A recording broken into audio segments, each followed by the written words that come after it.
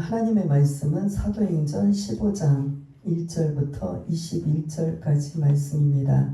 제 성경으로는 신약성경 212쪽에 있는 사도행전 15장 1절부터 21절, 좀 길지만 우리 다 찾으신 줄 알고 1절부터 마지막 절까지 함께 읽겠습니다. 시작.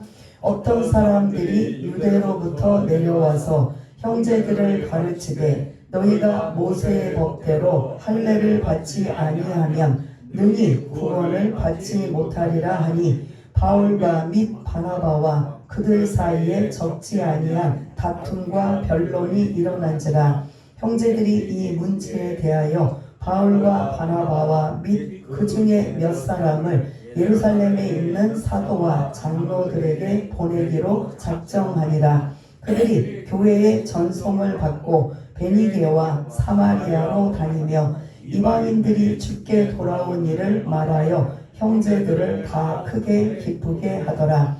예루살렘에 이르러 교회와 사도와 장로들에게 영접을 받고 하나님이 자기들과 함께 계셔 행하신 모든 일을 말하며 바리새파 중에 어떤 믿는 사람들이 일어나 말하되 이방인에게 할례를 행하고 모세의 율법을 지키라 명하는 것이 마땅하다 하니라. 사도와 장로들이 이 일을 의논하러 모여 많은 변론이 있은 후에 베드로가 일어나 말하되 형제들아 너희도 알거니와 하나님이 이방인들로 내 입에서 복음의 말씀을 들어 믿게 하시려고 오래전부터 너희 가운데서 나를 택하시고 또 마음을 아시는 하나님이 우리에게와 같이 그들에게도 성령을 주어 증언하게 하시고 믿음으로 그들의 마음을 깨끗이 하사 그들이나 우리나 차별하지 아니하셨느니라.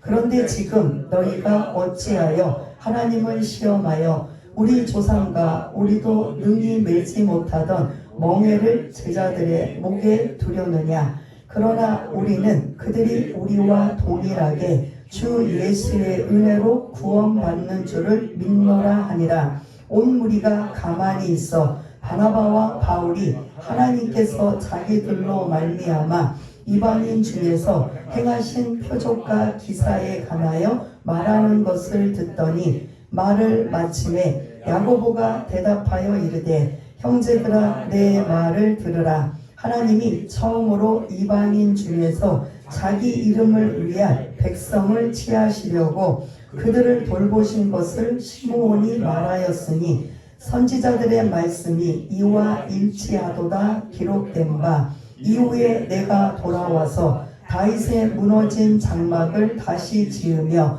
또 그 허물어진 것을 다시 지어 일으키리니 이는 그 남은 사람들과 내 이름으로 일컬음을 받는 모든 이방인들로 주를 찾게 하려 함이라 하셨으니 즉 예로부터 이것을 알게 하시는 주의 말씀이라 함과 같으니라.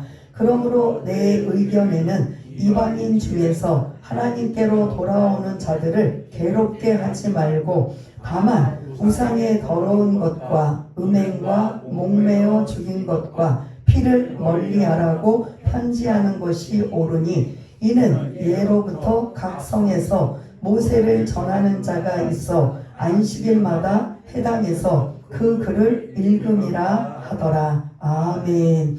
예, 오늘 11절에 있는 말씀 은혜로 얻은 구원이라는 말씀으로 함께 은혜를 나누고자 합니다.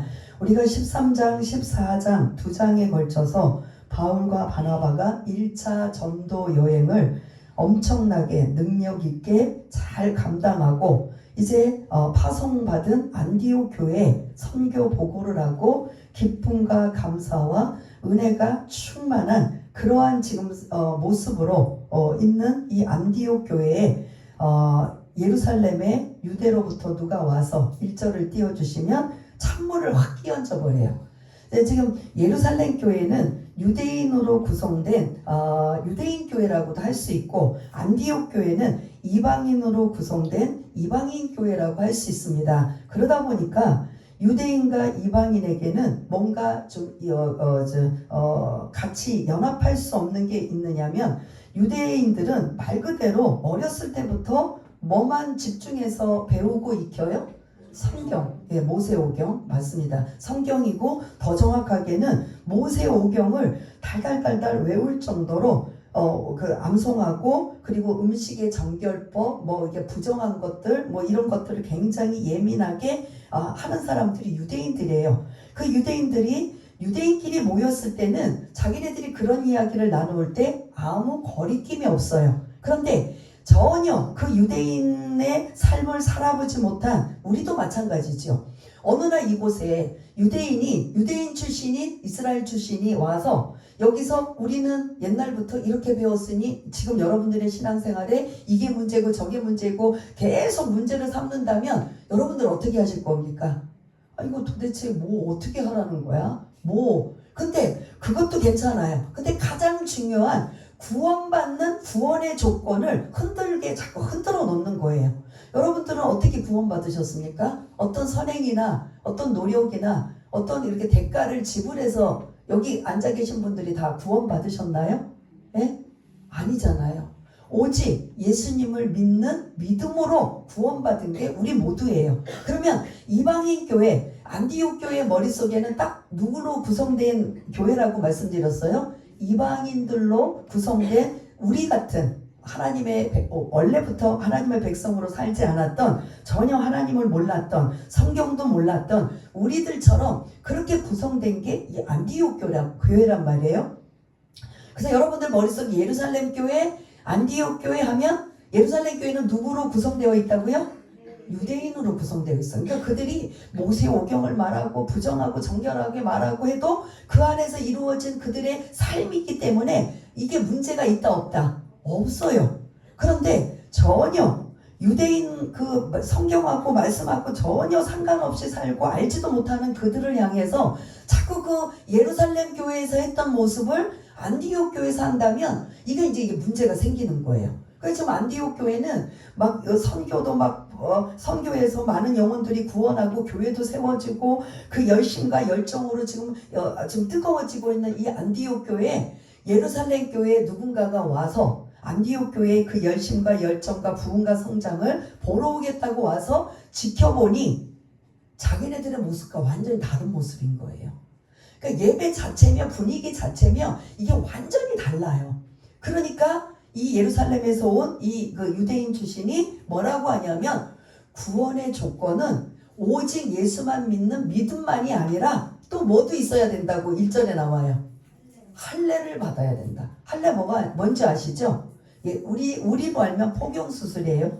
포경수술. 그러니까 유대인들은 난지 8일만 되면 남자아이는 다 포경수술을 해요. 할례를 받아요. 그게 유대인이라는 어떻게 보면 표식이라고 할 수 있어요. 그런데 그 예루살렘 교회에서 유대인으로 중심으로 있는 사람들은 다들 받았기 때문에 그게 아무 문제가 되지 않는데 이 사람이 이방인으로 구성된 안디옥 교회에 와서 이 말을 자꾸 하는 거예요. 그러면 즉 이방인 교회에서는 할례를 받은 사람이 있다 없다? 없는 거예요. 그런데 거기다가 한 번도 들어보지 못한 이 이야기를 하는 거예요. 그래서 바울과 바나바는 오직 예수를 믿는 믿음으로 구원받는다. 이것만 강조하고 있어요. 오직 예수예요. 그 예수를 믿는 믿음이다 라는 이걸 강조하고 있는데 여기다 대고 할례를 받아야 이거는 반쪽밖에 안 된다는 거예요. 예수 믿고 구원받는 건 반쪽이고 나머지 반쪽을 완벽하게 채우려면 뭐를 해라? 율법 안에 있는 할례를 행하라. 그러니 이제 안디옥 교회에 있는 성도들이 누구에게 이걸 지금 이거에 대해서 궁금한 걸 확실하게 알기 위해서 누구에게 할 것 같아요? 바울과 바나바인 거죠. 바울은 어떤 사람이었어요? 율법의 대가예요. 지금 이 예루살렘에서 온 사람 이건 아무것도 잽도 안 돼요. 가말리엘 그 당시에 최고의 스승으로 여기는 스승의 수석 제자였던 바울이었어요. 바울은 말씀이라면 그냥 줄줄줄줄 깨고 있고 말씀이라면 어느 누구도 뒤처지지 않는 그 사람이 지금 안디옥 교회에 뭘로 있어요? 동역자로 협동 목사로 지금 있는데 지금 예루살렘에 온 유대인이 지금 뭐라고 하느냐면 구원은 예수님으로 믿는 믿음 외에는 더 이거는 반쪽밖에 안 되고 할례를 행하야 할례를 받아야 구원을 받는다. 그래서 뭐 이 할례를 받고 안 받고를 떠나서 구원이라는 이 그런 중요한 조건이 지금 이제 바뀌어진 거잖아요. 그러다 보니까 이제 바울과 바나바에게 질문했겠지요. 지금 이렇게 예루살렘에서 온 사람이 자꾸 우리의 구원에 관한 부분을 반쪽만 받은 것이고 나머지 자꾸 할례하라고 하는데 어떻게 해야 됩니까? 그럼 바울과 바나바가 뭐라고 하겠어요? 그래요, 받아야 됩니다. 할까요? 아니면 어떻게 하겠어요? 안 받아도 됩니다. 그러니까 이 예루살렘에서 온 이 문제 제기한 사람이 계속 아닙니다. 받아야 됩니다. 아니면 안 받아도 됩니다. 오직 구원은 믿음으로 우리처럼 예수 믿고 구원받은 믿음으로 구원받는 겁니다. 이게 이제 안디옥 교회에서 뜻하지 않게 다툼이 일어나는 거예요. 그래서 이 15장에서는 갈등이 두 가지가 일어나는데 오늘은 이 첫 번째예요. 나중에 이제 나중에 나눌 또 다른 갈등이 또 생기게 되는데 오늘 이 교회 안에서 교리적인 문제 가장 중요한 그것도 해도 되고 안 해도 되는 게 아니라 반드시 가장 중요한 뭐에 대한 그 중요한 것을 지금 이렇게 문제 삼는 거예요. 구원 문제.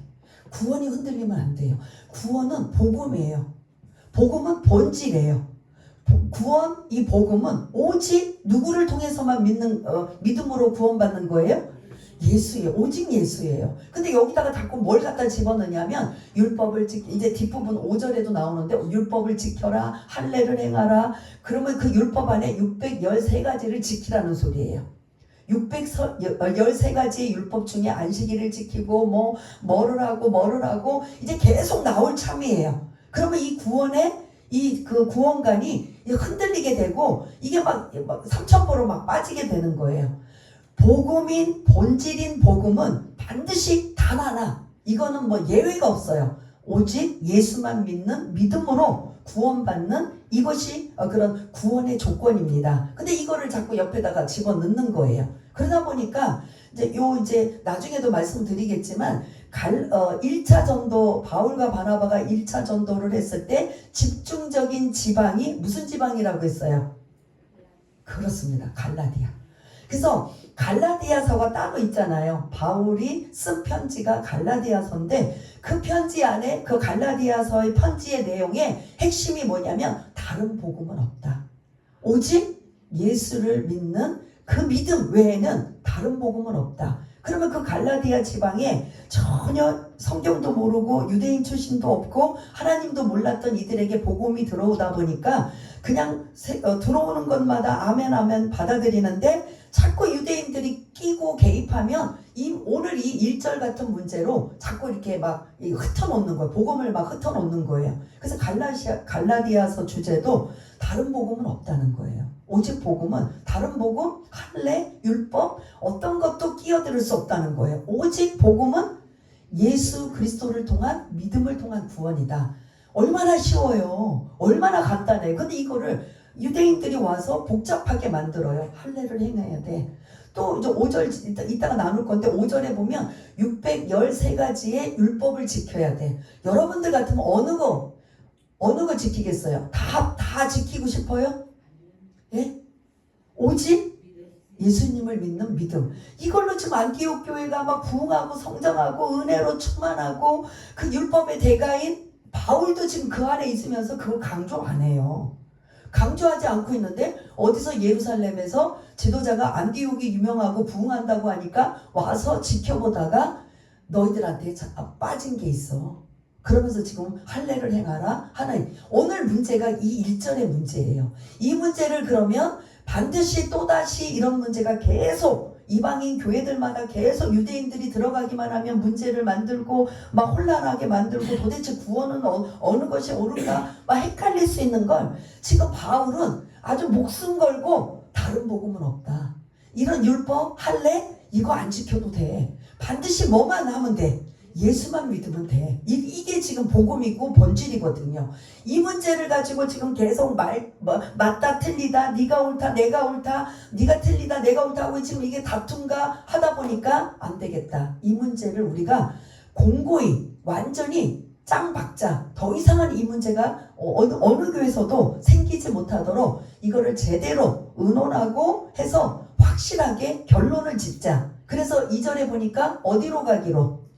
예? 예루살렘. 예루살렘이 어디예요? 교회가 시작된 모교회고 본부교회 같은 그곳에 누가 있어요? 12명의 사도들이 있고 또 장로들이 있어요. 그러면 뭔가 우리도 왜 만약 우리 이제 교회에 문제가 생기고 어려움이 생기면 우리끼리 의논도 하고 하지만 이 문제를 최종으로 하려면 교단이나 총회까지 올라가야 돼요. 그러면 그 오순절 기독교 대한 하나님의 성의 총회로 올라가서 이 문제를 어떤 식으로 결정을 내고 하는지 그 결정에 우리는 따라야 되는 거거든요. 마치 그것처럼 총회에 모든 것들을 결정하고 의논하는 것처럼 지금 그 장소가 어디냐? 예루살렘이라는 거죠. 그 예루살렘에 가서 이 문제를 더 이상 딴소리 하지 않도록 확실하게 이거를 매듭짓자. 그래서 이게 교리적인 문제예요. 이 문제는 해도 되고 안 되는 게 아니라 반드시 짚고 넘어가야 되고 여기에 어떤 것도 끼어들어올 수 없어요. 구원에는 다르게 끼어들어오면 안 돼요. 오직 뭐예요? 예수님을 믿는 믿음이에요. 그거를 확실히 하기 위해 바울과 바나바와 그 외에 이제 중직자 이 대표자들을 함께 그 안디옥에서 예루살렘까지 굉장히 먼 거리임에도 불구하고 어떻게 한다? 예루살렘에 가서 이 문제를 해결하기 위해서 이제 예루살렘에 갑니다. 3절을 이제 띄워주시면 3절에 3절 4절은 이제 안디옥 저 북쪽에서 중부지역인 예루살렘 교회까지 걸어서 오다 보니까 중간중간에 있는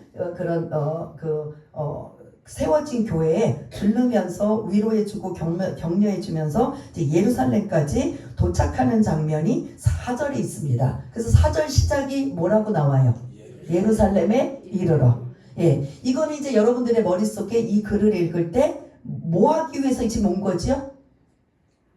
구원에 관한 문제를 확실하게 하기 위해서 더 이상 다툼이나 변론이 생기지 않기 위해서 그 문제를 확실히 매듭짓기 위해서 지금 예루살렘에 온 거예요. 예루살렘에 와서 이제 바울과 바나바가 안디옥에서 바울과 바나바가 예루살렘에 와서 그들이 이제 함께 모여 있는 중에 5절도 똑같은 소리 지금 그 예루살렘에 있는 중에 바리새파 유대인이 1절과 같은 문제 제기를 똑같이 하고 있어요. 5절 한번 읽어보겠습니다. 시작. 바리새파 중에 어떤 믿는 사람들이 일어나 말하되 이방인에게 할례를 행하고 모세의 율법을 지키라 명하는 것이 마땅하도다 하니라. 아멘.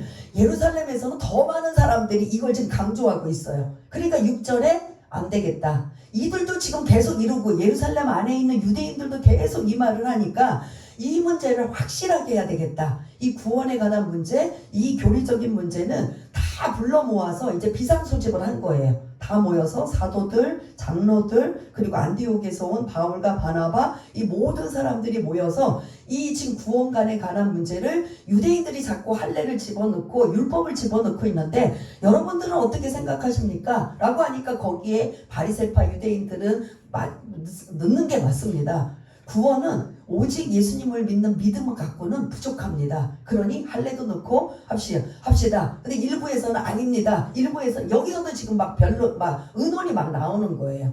그럴 때 7절에 띄워주시면 누가 이제 거기서 의견들이 많이 나온 상황에 이게 옳은 거고 저게 옳은 거고 이건 아닌 것 같고 그런 많은 의논들이 나온 다음에 어느 정도 시간이 지난 다음에 7절에 누가 이제 대표로 지금 이제 등장하죠.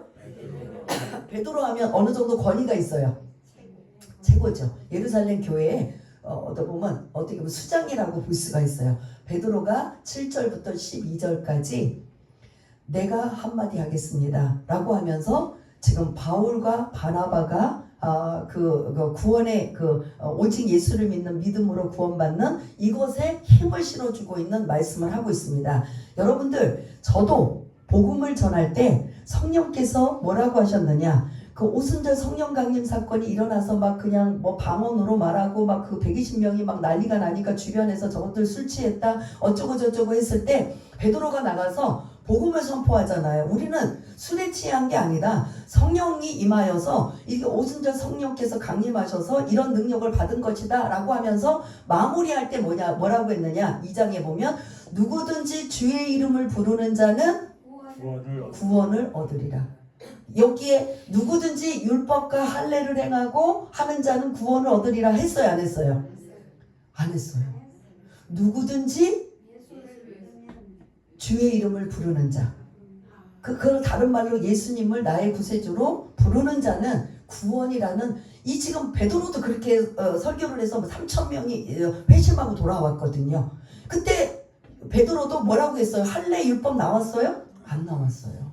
누구든지, 이방인이든지 아니면 유대인이든지 뭐 여자든지, 그때는 여자 차별, 어린아이도 차별이 있었는데 여자든 어린아이든 누구든 상관없이 주의 이름을 부르는 자는 구원을 얻습니다. 베드로가 지금 하면서 그런 이야기를 하면서 내가 누굽니까? 사실 그 예루살렘 교회 수장이란 말이에요. 그런데 나도 이방인의 복음을 전한 원조입니다. 어떻게 보면 바나바와 함께 1차 전도 여행을 이방인을 향해서 이방 지역을 가서 복음을 전했던 것을 보면 베드로가 뭐냐면 나는 이방인의 복음 전하는 원조입니다. 여러분 수긍하셔요, 안 하세요? 그럼 누구예요? 누구를 전했기에 바울과 바나바보다 내가 먼저 이방인을 전했습니다. 예? 이방인. 내가 이방인에게 복음을 전했습니다. 베드로가 한 말이에요. 그러면 누굴 것 같아요? 베드로가 언제 이방인을 전했어요? 그죠? 빌립이 사마리아 지역으로 막 복음을 전하고 막 했을 때 그 복음을 빌립하고는 아니지만 그쪽 지역이 힌트예요. 요빠에서 그 위에 조금 더 올라가면 두로 시돈 지역에 누가 있었다? 거기는 로마인들이 파견되어 있었다. 힌트가 로마예요. 여러분들 잊어버리는 게 은혜예요. 왜냐하면 제가 자주 써먹어야 되니까. 네? 군인 백부장 누구죠? 고씨예요. 고씨. 이성길 안수집사님 고씨예요. 고씨예요. 고씨. 여기 고씨 없어요? 없어요. 고넬료. 베드로가 그 요파 그 시몬 무드장이 집에서 옥상에서 기도하고 있는데 환상을 보았잖아요. 그러면서 그 보자기에 그 부정한 짐승들이 막 하늘에서 내려오는데 환상 중에 이거 잡아먹어라. 저는 이 부정한 거 잡아먹을 수 없습니다. 또 잡아먹어라. 그럴 수 없습니다. 하나님이 아무리 잡아먹으라도 이 부정한 거 우리 유대인들의 부정하면 절대 안 되거든요. 그래서 못합니다. 내가 먹으라는데 왜 못 잡아먹느냐 막 이제 이런 환상을 봤는데 그 환상이 끝난 다음에 고넬료 로마 백부장 이방인의 집에서 보낸 하인이 문을 똑똑똑똑 두드리면서 누구를 모시러 온 거예요? 베드로를 모시러 온 거예요. 우리 주인 고넬료 백부장께서 당신을 초대했습니다. 그럴 때 그 환상이 이거라는 걸 알고, 사실은 그때까지만 해도 베드로도 이방인 집에 가면 안 돼요. 유대인들은 이방인과 식사해도 안 돼요. 이건 부정이에요. 이게 아주 선을 그어져 있어요. 그러니 복음을 전하는 것도 이방인에게 전할 수가 없어요. 말 붙이고 함께하고 같이 식사를 나누고 이것 자체가 부정하기 때문에 복음은 그냥 자기네 유대인들에게만 전하는 걸로 베드로도 알고 있었는데, 하나님의 환상 중에 보여주시고 고넬료 집에서 하인이 와서 초청하는 이 장면에 하나님의 함께 하심을 알고, 그 나중에 문제가 생길 수 있음에도 불구하고, 나중에 갔다 오면 문제가 생길 수 있어요. 왜 이방인 집에 가서 식사도 하고 그 집에 머물었고 막 이거 부정한 것을 막 문제 삼을 수 있음에도 불구하고 하나님의 강권적인 개입이 있기 때문에 이방인 집 고넬료 집에 간 거예요. 고넬료 집에 갔더니 자기 가족뿐만 아니라 부를 수 있는 사람들을 다 불러놓고 막 사모하는 마음을 갖고 있는 거예요. 그 베드로는 뭔지도 모르고 왔다가 막 그냥 눈이 막 똘망똘망하고 막 어떻게든 말씀을 사모하려고, 그 고넬료는 유대교를 믿는 개종자였어요. 로마 사람인데. 그런데 기독교는 아니에요. 그런데 고넬료도 환상 중에 베드로를 초청하라는 성령의 역사가 있었던 거예요. 베드로도 환상 중에 가게 하셨고, 고넬료도 성령의 역사로 환상 중에 베드로를 초청하게 하고, 그래서 그때 성령의 강력한 기름 부심이 그곳에 임하여서 많은 그곳에 모인 자들이 다 예수 믿고 구원받는 이 역사가 이방인의 원조가 누구다? 베드로라는 거예요. 그러니까 뭐 양으로 친다면 누구예요? 바울이겠지만 그 최초로 이방인에게 복음 전했던 원조는 베드로입니다. 그래서 이 7절부터 사실은 제가 조금 이렇게 내용을 다 안 읽고 여러분들한테 풀어서 설명드리자면, 제가 오순절 성령 강림 사건 이후에 사도행전 2장 21절인가 누구든지 주의 이름을 부르는 자는 구원을 얻으리다 라고 말씀했던 것도 베드로였어요. 그리고 이방인 고넬료의 집인 로마의 그 백부장 집에 간 것도 베드로였단 말이에요. 그곳에 성령의 강력한 역사가 임할 때 할례와 율법으로 구원받은 게 아니라 오직 예수를 믿는 믿음으로 구원받았습니다. 이 소리를 지금 이제 7절부터 12절까지 베드로가 계속 이야기를 하면서, 맞습니다. 구원은 다른 거 들어가면 안 됩니다. 오직 예수를 믿는 믿음입니다. 그래서 오늘 제목이 은혜로 얻은 구원이라는 제목을 붙인 것처럼, 여러분들 자꾸 율법 하는데 10절을 좀 띄워주시면 10절 율법 하는, 베드로가 지금 그 예루살렘 교회에 대부분이 다 유대인들이에요. 율법을 가지고 그 할례 율법을 말하고 있는데, 여러분 그 율법 여러분들 그 제대로 지키고 있습니까? 못 지키잖아요. 그런데 왜 그들에게 뭐를 씌우냐고 단어가 나오죠? 왜 멍에를 씌웁니까? 멍에 무슨 소리인지 알죠? 소에다가 끼는 그 멍에잖아요. 왜 여러분들도 못 지키는 율법을 왜 자꾸 그 이방인들이 구원받아서 하나님의 자녀가 되어서 하나님도 기뻐하시고 우리도 기뻐하는 이 일을 자꾸 왜 찬물을 끼얹듯이 율법을 강조하고 할례를 강조합니까? 왜 그 멍에를 여러분들 지키지도 못하면서 왜 그들까지도 멍에를 왜 자꾸 씌우려고 합니까? 아닙니다. 11절 결론적인 말씀이에요. 한 번 또 읽겠습니다. 시작. 그러나 우리는 그들이 우리와 동일하게 주 예수의 은혜로 구원받는 줄을 믿노라 하리라 하면서 이제 베드로가 결론이 어느 쪽이에요? 오직 믿음으로 구원이에요? 할례와 율법도 받아야 구원이라고 하는 거예요. 오직 믿음으로. 이거를 이제 베드로가 이제 한마디 했어요. 그랬더니 이제 13절에 또 띄워주시면 누가 등장해요? 이 야고보는 누굴까요? 여러분 또 테스트야. 이 야고보는 예수님의 제자 중에 있었어요? 없었어요? 예?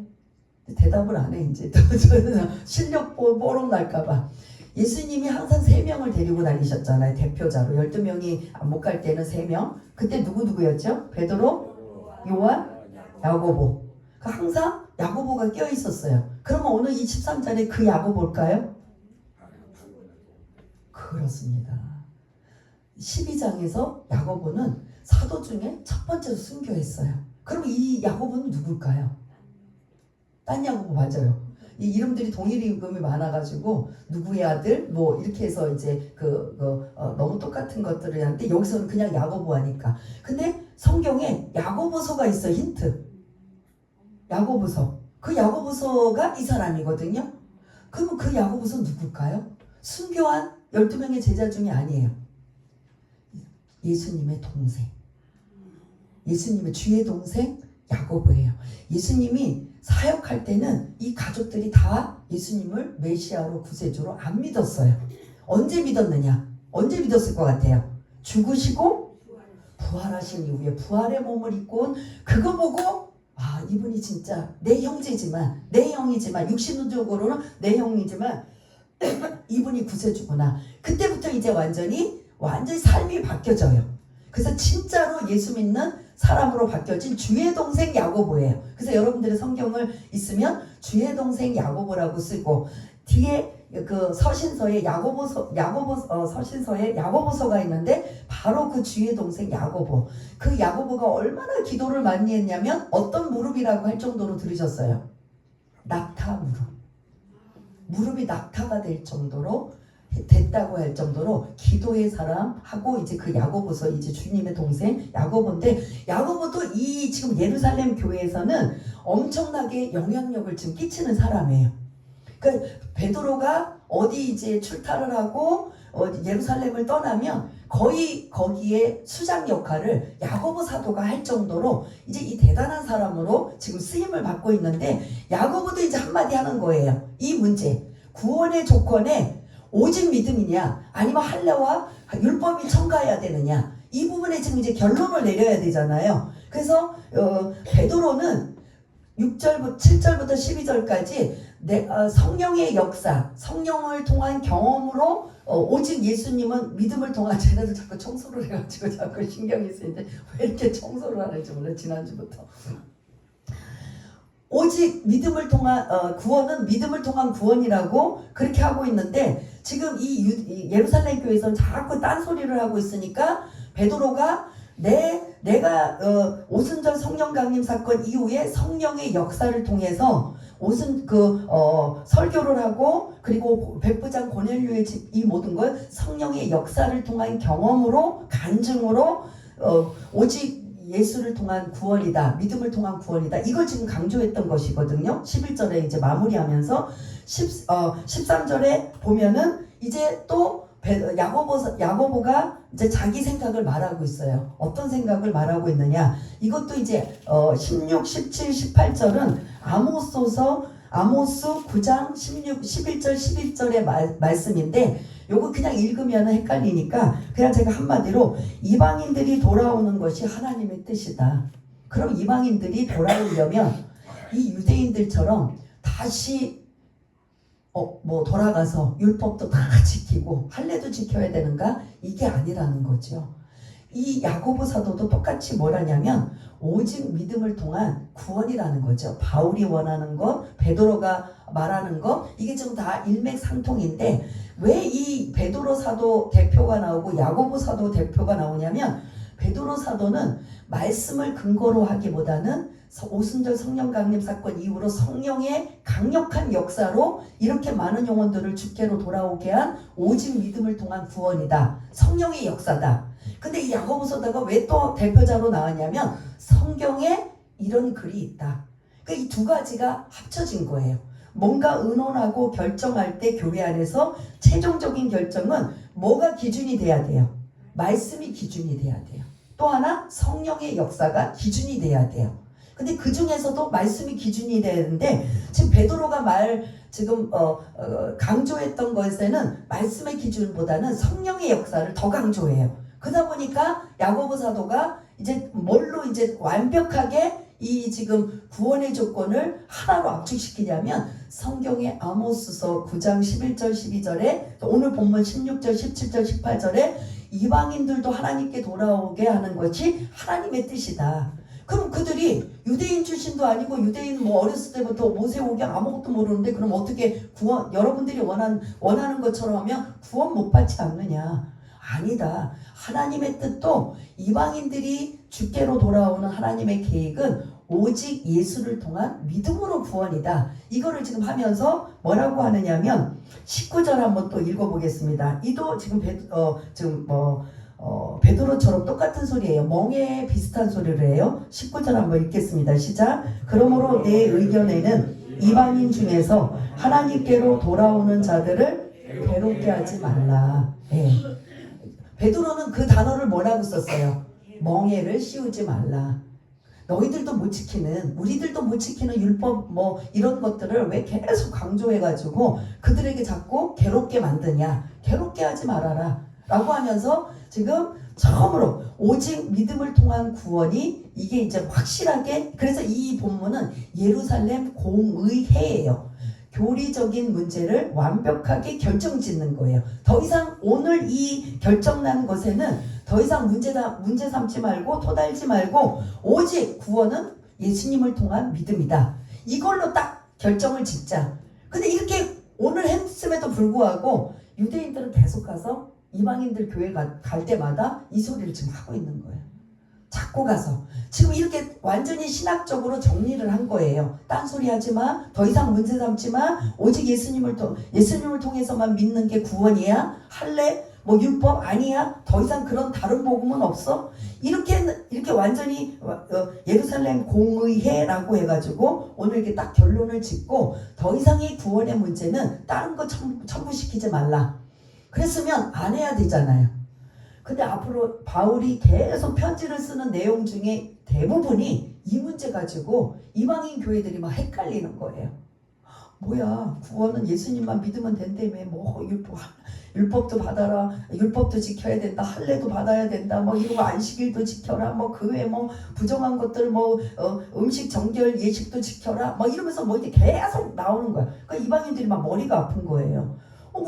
우리가 예수 믿을 때는, 구원받을 때는 그게 아니었는데. 그러니까 이제 바울이 그 소식을 들을 때마다 뭐 하는 거예요?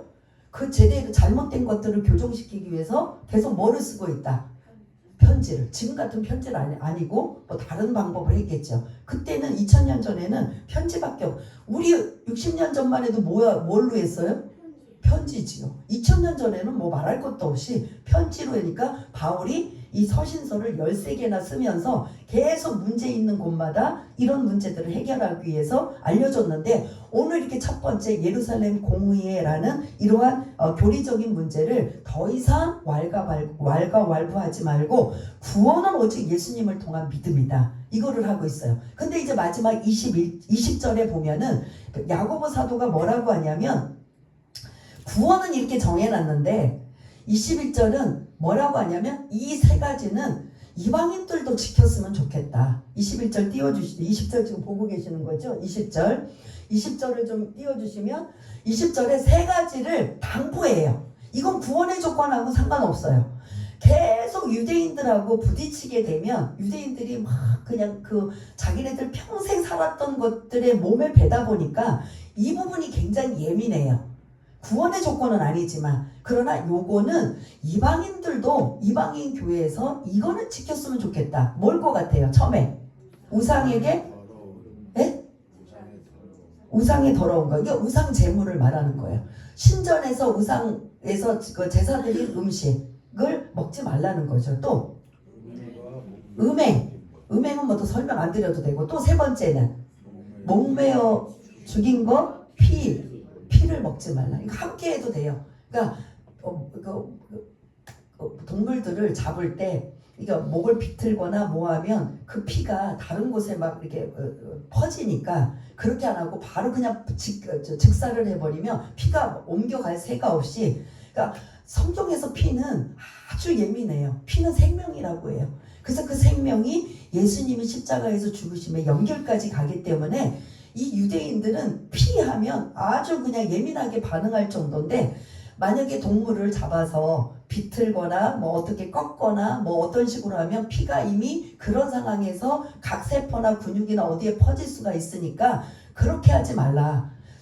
죽일 때 그런 방법도 사실 있거든요. 왜냐하면 지금 이 야고보 사도가 이 문제를 제기하는 건, 앞으로 교회들마다 이제 뭐 유대인 출신들이 뭐 들락날락거리고, 뭐 유대인 그리스도인은 아니지만 유대교 출신들인 유대인들이 이제 교회 와서 야 니네들 뭐 이거 지켜? 아니면 그렇게 이런 모습을 보면서 계속 지적하고 하면 이방인들이 혼란을 일으키고 그런 헷갈리니까, 이왕이면 구원의 조건은 아니지만 이방인들 교회에서 이 세 가지는 꼭 지켰으면 좋겠다. 왜냐하면 앞으로 유대인들과 접촉이 계속 많을 터인데 그들은 이거에 대해서 굉장히 예민하다. 그러니 여러분들도 알고 있고 지켰으면 좋겠다. 요거는 하나의 부탁하는 용어예요. 이방인들이요, 여러분들에게 할례와 율법이라는 이러한 멍해와 괴롭게 하는 부분들은 없을 터이니, 그러나 반드시 요 세 가지는 좀 염두에 두고 지켰으면 좋겠다. 우상의 제물을 먹지 말고, 음행하지 않고, 그 다음에 목을 꺾거나 피채 먹는 것들은 좀 제하하면 좋겠다. 이런 것들이 왜 이거를 조금 당부하고 있느냐면, 어느 순간에 누가 유대인 출신들이 계속 와서 이 문제를 거론하고 제기할 수 있으니까 알고 있고 좀 조심하고 노력하라 라는 이 부분을 지금 강조하고 있습니다. 그러나 여러분들 조시다가 잠깐 깜빡하고 딴 생각하다가 이것도 해야 구원인가 봐 라고 하면 안 돼요. 그래서 오늘 1절부터 21절까지의 최종 결정, 지금 유대인들이 계속 들쑤시고 있어요. 율법도 행해야 되고 할례도 행해야 되고, 나중에는 또 뭐까지 가냐면 안식일도 지켜야 되고, 뭐 음식 정결 부정한 거 먹으면 안 되고, 뭐 이렇게 계속 이제 문제를 삼고 있는데, 그런 거는 내 삶에서 이게 아니다 싶으면 지키면 되는데 구원하고는 상관없다는 거죠. 요거 하나만 아시길 바라겠습니다. 오직 그래서 결론이 났습니다. 오늘 1절부터 21절까지 이 문제에 대해서 결론은 오직 구원은 뭐밖에 없다. 예수님을 믿는 믿음밖에 없다. 그래서 은혜로 얻은 구원이다. 이게 오늘 최종 이제 결정이 냈는데 여기서 결정 냈으면 더 이상 안 나와야 되잖아요. 예? 그런데 유대인들이 가는 곳곳마다 이거 가지고 이방인들 교회를 막 들쑤셔 놔요. 들쑤셔니까 막 이제 머리가 아프고 도대체 어느 말이 옳고 그러니까 나중에는 심하면 바울이 사도야?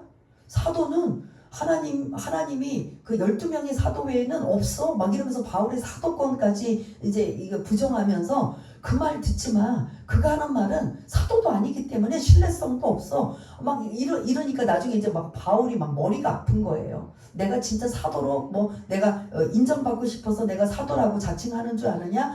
내 말에 근거가 있고 타당성이 있음을 알려주기 위해서 그 사도성을 강조하는 거거든요. 그런데 이제 나중에 막 그 방해자들은 유대인들 방해자들은 이 할례와 율법도 막 해방을 놓은 것뿐만 아니라 바울을 막 시기하고 해방하면서 그는 사도도 아니고 그의 말을 신뢰 못하게 만들고 그가 하는 말들은 다 이게 막 혼란스럽게 많으니까 바울을 통해서 교회가 세워진 이방인 교인들은 이게 막 헷갈리는 거예요. 누구 말을 들어야 될지. 그러니까 막 바울이 계속 편지를 쓰면서 너희들 지금 이거 잘못 그들이 잘못 전달하고 있고 이건 잘못된 거니까 다른 복음은 없고 오직 본질은 예수를 통한 믿음밖에 없다. 이걸 지금 강조하는 게 오늘 핵심 내용입니다. 정리하겠습니다. 두 가지. 첫 번째, 교회 안에 문제가 생기면 너 잘났다 나 잘났다 내 의견 네 의견 다 나올 수 있어요. 다 의견을 제시할 수 있어요. 다 제시하는데 과연 그 의견이 성경에 근거하고 있느냐, 성령께서 역사하시는 근거냐, 이거를 봐야 된다는 거죠. 이게 우리 교회 안에서도 마찬가지예요. 교회 안에 어떤 부분들이 그러니까 어느 교회는 그 미국의 어떤 교회는 막 엄청나게 크게 교회를 아름답게 다져놓고 이제 오픈해가지고 많은 사람들을 불러다가 이제 그 입당 예배를 드려야 되는데 교회가 찢어진 게 뭐냐면 카페트를 빨간색을 까느냐 파란색을 까느냐 이거 가지고 싸운 거예요. 이거 본질이에요? 비본질이에요? 카페트 색깔 갖고 싸워서 그 교회가 입당 예배를 드려야 되는데 이게 갈라져 버린 거예요. 빨간 카페트 파, 파란 카페트 파. 이게 말이 돼요, 안 돼요? 이건 하나의 예고. 이런 예가 있으면 이게 성경의 근거가 어디 있느냐? 성경의 근거가 빨간 카페트가 맞는 거냐? 파란 카페트가 맞는 거냐라고 제시할 수 있어야 되죠. 그런데 여러분들은 우리가 다 성경을 모르더라도 성경에 그 나올까요? 안 나올까요? 그런데 이런 것 갖고도 싸운다는 거죠. 별의별 일이 다 있다는 거죠. 그래서 뭐 십자가도 빨간 불이 돼야 되느냐. 요즘 또 트렌드 사람들한테 또 너무 그 감정을 또 저기하기 위해서 하얀 불로 해야 되느냐. 이 문제 갖고도 또 막 있고 그 외에 뭐 여러 가지 많아요 사실은. 그런데 우리 머릿속에 여러분들이 안건을 내시고 제시를 할 때 성경에 근거하고 있느냐. 성령께서 이걸 감동을 주시고 역사하시느냐. 이런 것들을 토대로 해서 결론을 유출해내야 된다는 거죠. 우리 교회 안에서 아는 많은 교회 안에서 이런 것들이 나올 수 있을 때 반드시 이러한 것들을 염두에 두셔야 된다. 그리고 반드시 또한 이런 문제 속에서는 어떻게 하나님께서 어떤 거를 기뻐하시는가 이런 거를 아셔야 되고 마지막 하나 구원은 다른 거 필요 없다. 다른 거 막 희석시킬 필요 없다. 단 하나 뭐다? 예수님을 믿음을 통한 구원이다. 은혜. 그래서 우리는 예수님이 우리에게 찾아오시고 구원받게 해주셔서 제목이 은혜로 얻은 뭐다? 구원입니다. 이거를 꼭 뭐 알고 계시지만 이거를 또 설명하거나 누구에게 이야기하려면 뭐였지? 라고 헷갈릴 수 있는데 이건 흔들리시면 안 돼요. 이거는 본질이고 복음입니다. 근데 나머지 거는 타협해도 돼요. 빨간 카페트 원하세요? 그러면 100명 되고 파란 카페트 원하세요? 50명 되면 누구로 하면 돼요? 빨간 걸로 하면 돼요. 비본질은 그렇게 해서 의논해서 뭐 이렇게 다수결로 하든지 하면 돼요. 근데 복음은 비본질 할례와 율법이 100명이고 뭐 저기 오직 예수님을 통한 믿음으로 만약에 10명이라면 이거 다수결로 해야 돼요, 안 해야 돼요? 이거는 안 해야 되는 거예요. 본질은 절대로 타협할 수가 없어요. 오직 예수님을 통한 믿음으로 구원이다. 이거를 오늘 강조하고 있는 내용이라면 우리가 이러한 것들을 토대로 한번 잊지 않고 내가 그 마음판에 확실하게 정립이 되고 다른 사람들에게도 이거를 알리는 거죠. 다른 어떤 뭐 다른 교회에서 뭐 선행을 해야 뭐 천국을 갈 수 있다. 뭐 이제 어느 교단을 이렇게 말할 수는 없지만 뭐 선행하고 착하고 뭐 행위에 따라 천국에 갈 수 있다 없다라는 이런 것들 전혀 아니라는 거. 그렇지만 그러한 것들은 다른 복음 비본질에서 노력할 필요는 있다. 그러나 복음의 본질은 기다 아니다. 아니다. 이러한 것들을 염두에 두시고 우리 한번 잠시 이 말씀을 한번 기억하시면서 하나님 이 구원에 관한 말씀을 다시 주시는데 이 내 안에서도 확실하게 정립이 되고 다른 사람들에게 알릴 때도 이렇게 알리고 전할 수 있게 해달라고 한번 우리 한번 잠시지만 기도하는 시간을 갖겠습니다. 할렐루야. 사랑이 많으신 하나님 아버지, 1차 전도 여행을 은혜롭게 마치고 안디옥 교회는 기쁨과 감사와 이 열정 가운데 있을 때 예루살렘에서 어떤 유대인이 와서 이렇게 이 교회에 찬물을 끼얹는 구원에 관한 다른 것들을 자꾸 집어넣으려고 하는 이 문제가 오늘 갈등의 문제, 다툼과 분쟁의 문제였습니다.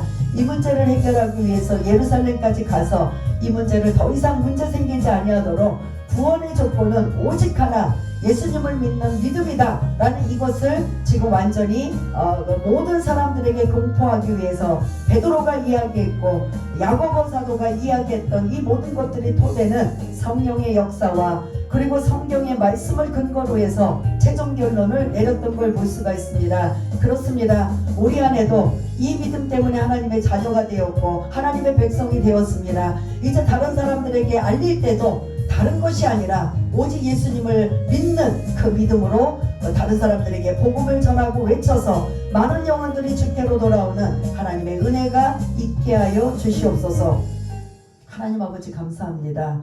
오늘 이 말씀은 다 아는 말씀 같지만 정작 이제 이런 문제에 부딪히다 보면 이걸 어떻게 설명해야 될까라는 이러한 생각들이 있을 때 오늘 이 말씀을 기억하여서 흔들리고 요동하지 않고 오직 구원은 예수님을 믿는 믿음을 통한 구원이라는 걸 확실히 알아 그 믿음으로 나도 살고 남도 살리는 귀하고 복된 분들 다 될 수 있도록 주님 도와주옵소서. 모든 것 감사드리오며 사랑이 많으신 예수님 이름으로 기도드리옵나이다. 아멘.